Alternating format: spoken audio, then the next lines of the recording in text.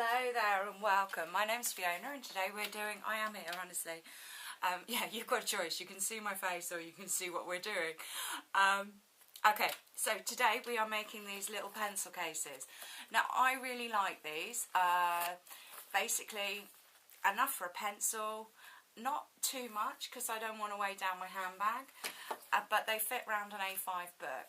And then if you have any pamphlets or any leaflets that you need to put in, you know, it kind of secures it. So you can keep it with you, and if you need a notebook and a pencil, then you've got it.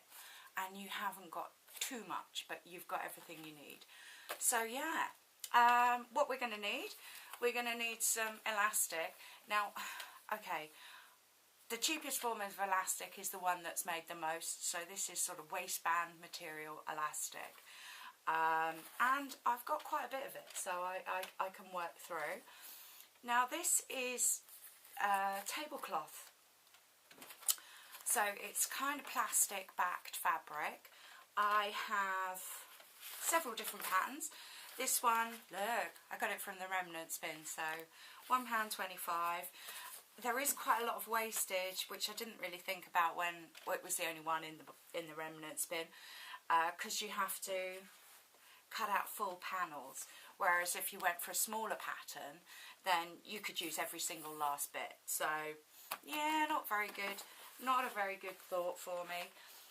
Okay, so cutting out, next job. Oh yeah, so we've got a needle and thread we're going to use a sewing machine, and we're going to need a zip. Now again, this is a skirt zip, so it's the most commonly made, so it's the cheapest. And it's perfect. It's about the same size as a pen. Easy to use, easy to get hold of. No special equipment really. And obviously I've got scissors in the sewing machine. So I've cut out my panel. I've given myself a little bit of hem allowance. That just means that I don't lose too much of the picture, because I don't want to. And yeah, I'm good to go really. Yeah, it's up to you how big you want it. If you wanted to put more pencils in it, then obviously make the panel a bit longer so that you can make it a bit fatter. Now if you have to lay this out 3 or 4 times so you get it the right way round, then that's fine. But basically we're going to sew the zip along the long seam, and so we need the zip to be the right way round with the pattern. And yeah, if you need to do it 3 or 4 times, do it 3 or 4 times. I'm going to open this zip halfway and I'm going to put it in the sewing machine.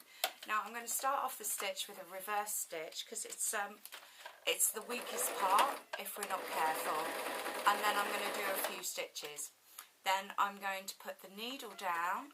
I've not put a special zipper foot on or anything like that. I've just used this. I have put the foot so it's slightly to the right hand side. That's just neatness, but it'll be fine if you do it this way and you've only got a middle stitch. So yes, no special equipment. Alright, so what I did is I put the needle down, so I stayed in the same place. I put the foot up and then I closed the zip. This is so that I get a nice straight line of stitches, and then I can just stitch to the end. So yeah, it's always that thing, isn't it? Putting a zip in is always a bit of a worry, but once you do it a few times then it gets easier. It might just be a confidence thing. So what I've got here is the zip sewn on one side. I've made sure that it's the right way round, and I've done that foot wiggling thing. I'm going to fold this over so that I'm catching the right side with the inside of the zip. I'm going to leave it so that I've got a little bit of fabric showing through. This is just for my convenience. Now I know that I'm covering it with the other seam, but basically all I've got here is the zip lined up and a little bit of fabric showing through for my own benefit, and I hope that that'll come clear because you'll be sewing it blind. Alright, so I'm going to do it the other way around so that I've got a nice tidy screen. Again, I'm going to do a couple of reverse stitches This is just to make it secure, and then I'm going to sew to the end, so bear with me. Now I can see that flash of material, so that I know that I'm catching it. When I come to the zip mechanism, the body, I'm going to stop. I'm going to make sure my needle's down, lift up my foot, and then I'm going to open the zip. Now, yeah, if you want to go get a cup of tea, go get a cup of tea, because this is the hardest bit. But what I'd like to do is open this zip so that I can get the needle in a nice straight line. And it's not easy, it really isn't, but it is well worth it, because you'll have a nice straight continuous line of stitches. So that was easy enough. Yeah, luckily. And a couple of reverse stitches, and then I'm going to try and tidy up all these loose threads. So all I've got is quite an ugly tube and the zip on the inside. I'm going to not turn it round the other way. I have my black elastic. Now what I want to do, if I get this one back, is have it slightly longer so that it doesn't pull the books out of shape. And I'm going to sew that in when I sew the side seams.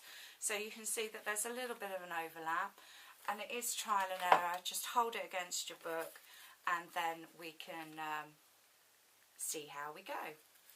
Alright, this is also simple enough. What I've done is I've put the elastic inside this tube.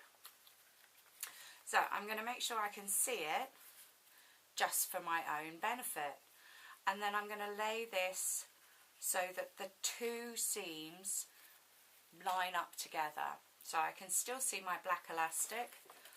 Very simple. Now that everything's lined up, I've made sure that I'm not catching the bit of metal zip. It's got like a little metal tag. Now you really don't want to put that through the machine. Best case scenario is you break your needle. Worst case scenario, you break the whole machine. So I know that I've got my elastic, I've got the two pieces of fabric, and I've folded seam to seam. So I've just done a simple row of stitches. On this side, I'm going to push that elastic back through while it's easy, because it's going to need to be turned inside out. I'm going to open this zip slightly. Alright, then I'm going to push my elastic back through, and I'm going to make sure that I can see it. I'm going to make sure I know where the metal tag is, and then I'm going to line up these two seams. So then I'm going to put it in the machine, and away I go. So yeah, it's just going, oh, I don't like it, it's plastic. Which is fine, it will sew through plastic, but it won't sew through metal. Okay, so simple line of stitches. I can trim the ends, but I can do that later off camera, because that'll be fun, won't it? I'm going to open it slightly a bit more, just so that I don't crease it when I turn it inside out. And then I'm going to turn it inside out, and we should be left with